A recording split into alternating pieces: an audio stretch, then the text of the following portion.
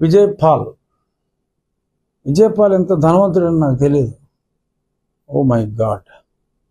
విజయ్ పాల్ మరి ఇక్కడ high court bail తిరస్కరించింది, ఇవ్వడానికి లేదని. మళ్ళీ ఆయన సుప్రీంకోర్టుకి వెళ్ళాడు. ఈరోజు ఉదయం వచ్చింది జస్టిస్ విక్రమ్నాథ్ గారి బెంచ్లో. ఎవరు అపీర్ అయ్యారంటే విజయ్ పాల్కి the most expensive lawyer Abhishek Manu Singhvi. ఆయన అలా అపీర్ అయితే 30 లక్షలు తీసుకుంటారు. ఇంకొక సీనియర్ కౌన్సిల్ కూడా ఉన్నారు, Siddharth Dave. Is not that expensive, but is also లక్షల్లో వ్యక్తే. అంటే లక్షల్లో వ్యక్తి అంటే లక్షలు తీసుకునే వ్యక్తే. ఆయన అయితే బయట ఊరు వస్తే, రేపొద్దున ఆంధ్రాకి వస్తే అఫీషియల్లీ అదంతా క్యాష్ అని తీసుకోవాలి. ఆల్మోస్ట్ 1 crore తీసుకుంటాడు ఆయన. ఆంధ్రాకి వస్తాయి ఫిజికల్గా. అక్కడ 30 లక్షలు ఆయన fee. Abhishek Manu Singhvi, Congress party MP, Rajya Sabha. నాకు కూడా బాగా తెలుసు. సో మరి విజయ్ పాల్ ఇక్కడ రిజెక్ట్ అయిన బెయిల్ గురించి అక్కడికి వెళ్ళి ఒక 40 లక్షల పైగా మరి వాళ్ళు ఖర్చు పెట్టాడంటే, పాలు ఖర్చు పెట్టాడా, జగన్ ఖర్చు పెట్టాడా? ఆలోచించండి. పాలు ఎందుకు పెడతాడు? నన్ను సేవ్ చేయకపోతే మీరే పోతారా అని ఉంటాడు. జగన్మోహన్ రెడ్డి కట్టుకుంటాడు, ఎవరితోనూ కట్టిస్తాడో, మరి ఏం చేస్తాడో తెలియదు మనకి. ఫ్రీగా అయితే విజయ్ పాల్కి, అభిషేక్ మను సింఘ్వికి సంబంధం లేదు. అది దొరకదు. మరి ఈయనేళ్ళు కలిసాడా? ఈయనేమో పరారులో అండర్ గ్రౌండ్లో ఉన్నాడు, ఢిల్లీ వెళ్తే దొరికేస్తాడు. ఈయన వెళ్ళలేదు. వెనుక మరి పివి సునీల్ కుమార్, ఆయన బాగా సంపాదించాడు అంటారు. మరి ఆయన మరి ఖర్చు పెట్టుకుంటున్నాడా? మరి జగన్మోహన్ రెడ్డి ఖర్చు పెట్టుకుంటున్నాడో నాకు తెలియదు. A3, ఈయన A4, మరి A3 ఖర్చు పెట్టుకున్నాడేమో. సరే, అక్కడ పూర్తిగా విచారణ ఎప్పుడు పిలిస్తే వెళ్ళాలి. ప్రస్తుతానికి అరెస్ట్ చేయొద్దు, ప్రస్తుతానికి అని ఈ పిటిషన్ని వాయిదా వేయటం జరిగింది. జడ్జిమెంట్ ఇవ్వాల, వాయిదా వేయటం జరిగింది. ఈలోపు ఇతను పోలీసులు పిలిస్తే వెళ్ళాలి, పూర్తిగా సహకరించాలి అని చెప్పడం జరిగింది. సో అరెస్ట్ వరకు తప్పించుకున్నాడు. అసలు ఇన్నాళ్ళు మరి నిజంగా పోలీస్ అధికారి 3 నెలల నుంచి దొరకకుండా తప్పించుకుంటూ అంటే నాకు కొంచెం సిగ్గుగా కూడా ఉంది. డిపార్ట్మెంట్ని చూసి నేను సిగ్గుపడుతున్నా. ఇంకా బాగుపడలేదురా ఈ డిపార్ట్మెంట్. చాలా టూ మచ్ కదా ఇది. ఒక పోలీస్ ఆఫీసరు అన్ని కోట్లకి తిరుగుతున్నాడు, కానీ అతను దొరకట్లేదంటే సరే ఇప్పుడు వచ్చేస్తాడు. ఇప్పుడు విచారణకు మరి పిలుస్తారని నేను అనుకుంటున్నా. రేపు మాపు పిలుస్తారు. వచ్చే పర్లేదు, ఇన్నాళ్ళు దాడు మొదలు ఆడుకున్నాం, పర్లేదు వచ్చామా అని చెప్తారు. మనకు తెలియదు, బట్ డెఫినెట్గా ఇప్పుడు వస్తాడు. ఏదో అన్ని ఎవిడెన్స్లు క్లియర్గా ఉన్నాయి. సో ఇప్పుడు జగన్మోహన్ రెడ్డి ఎక్కువ ఖర్చు పెట్టాడు కాబట్టి 2 రోజులు టైం పడుతుందేమో పూర్తి నిజాలు చెప్పడానికి. కానీ డెఫినెట్గా ఆల్ ఎవిడెన్సెస్ ఆర్ దేర్ కాబట్టి నాకు ఆ విషయంలో ఎటువంటి అనుమానం లేదు. ఇంకో 2 రోజులు 4 రోజులు ఆలస్యమైనప్పటికీ కూడా విజయ్ పాల్, పివి సునీల్ కుమార్, సీతారామన్ వీళ్ళ పాత్ర ఏంటి ఇదంతా కూడా బయటకు వచ్చేస్తుంది. కానీ ప్రజలకి తెలిసిన పచ్చి నిజం ఏంటంటే మరి 40 లక్షల రూపాయలు ఓ సిన్సియర్ అధికారి పోలీస్ అయ్యుండి ఏమవుతుంది? నిజంగా అతను ఏ తప్పు చేయకపోతే అరెస్ట్ చేయాల్సిన అవసరం లేదు కదా. ముందే బెయిల్ ఎందుకు అడిగాడు? ఏదో పని చేశాడు కాబట్టి. ఎంత ఏదో పని చేసిన వదలరా బాబు, జైలే హెత్తారు కాబట్టి బెయిల్కి వెళ్ళాడు. ఈ చరిత్ర అంతా చూసి పని చూసుకోరా అన్నారు. అసలు సుప్రీంకోర్టు ఆశ్చర్యపోయింది. ఏంటి ఒక అధికారికి 2 సీనియర్, అంటే అభిషేక్ మను సింఘ్వి ఎంత తీసుకుంటాడో దేశమంతా తెలుసు. ముగ్గురు రోతగా అయినా దేవత హైయెస్ట్ పేడ్. హరీష్ సాల్వే గారు ఎక్కువ లండన్లో ఉంటున్నాడు. అదర్వైజ్ ఈ ముగ్గురు ఒక రేంజ్. సో మరి ఒక అధికారి అయ్యుండి ఒక ఎస్పీ కన్నా తక్కువ స్థాయి అధికారి ఇక్కడ దాకా వచ్చి అభిషేక్ మను సింఘ్వీని పెట్టుకుంటూ అంటే పెద్ద పెద్ద పారిశ్రామికవేత్తలు ఇలాంటి వాళ్ళు పెట్టుకుంటారు. అభిషేక్ మను సింఘ్వీని ఆర్డినరీ ఫెలో తట్టుకోలేడు. ఇప్పుడు పెట్టుకున్నారంటే ఆశ్చర్యపోయారు.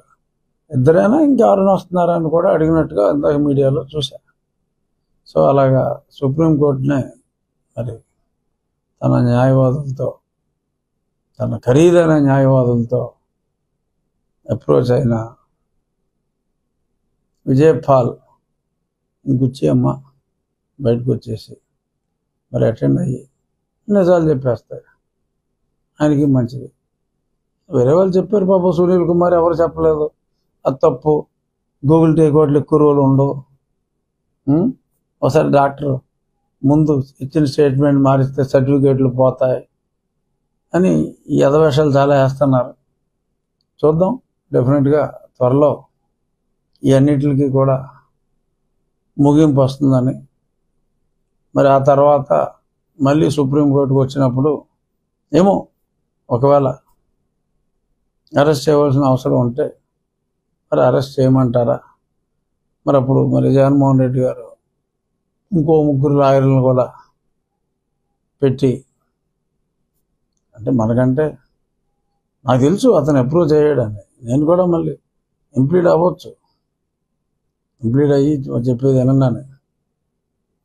But such a clear case అవసరం లేదు, ఇంప్లీడ్ అవ్వాల్సిన అవసరం లేదు. రాష్ట్ర ప్రభుత్వం తరపున ఐ థింక్ సిద్ధార్థ లూథ్రా గారు అపీర్ అయ్యారు. Is also an eminent lawyer. So చూద్దాం, తప్పకుండా ఆ కేసు విషయంలో మరి ఎవరు అమ్మాయి పేరు కాదంబరికి జరిగినంత సత్వర న్యాయం జరగకపోయినా ఎక్కువ ఆలస్యం జరగదనే పరిపూర్ణ విశ్వాసం నాకుంది. ఎందుకంటే సిద్ధార్థ లూథ్రా గారిని రాష్ట్ర ప్రభుత్వం నియమించిందంటేనే వారికి కీన్గా ప్రభుత్వం డెఫినెట్గా చాలామంది అంటూ ఉంటారు ఎందుకు ఆలస్యం అవుతుందని. మరి ఎందుకు ఆలస్యం అంటే నేను ఒక రాజకీయ నాయకుడిని కాబట్టి ఎక్కడ తొందరగా చేశారు అన్న అభిప్రాయం కూడా ఎవరికి కలగకూడదు. అంతా ప్రొసీజర్ ప్రకారం జరగాలి కాబట్టి కొంత ఆలస్యం అవుతుంది. అది నేను అర్థం చేసుకున్నాను సంపూర్ణంగా. ప్రజలందరూ కూడా, అంటే నిజంగా నా అభిమానులు చాలామంది నాకు మెసేజ్లు పెడతా ఉంటారు ఏంటండి ఆలస్యం అని. సో వారు కూడా సహృదయంతో డెఫినెట్గా అర్థం చేసుకుంటారు. ఇంకా అతను కూడా ఇంకా చచ్చినట్టు రేపో మాపో రావాల్సిందే కాబట్టి ఇంకెక్కువ రోజులు దాక్కోవాల్సిన అవసరం లేదు కాబట్టి, ఎందుకంటే ఇమ్మీడియట్గా అరెస్ట్ ఉండదు కాబట్టి, విచారణకు అతను సహకరించాలి కాబట్టి డెఫినెట్గా త్వరలో నా కేసు కూడా ముగింపుకు వస్తుందేమో ఆశిద్దాం. ఇంకేమైనా ప్రశ్నలు ఉన్నాయా?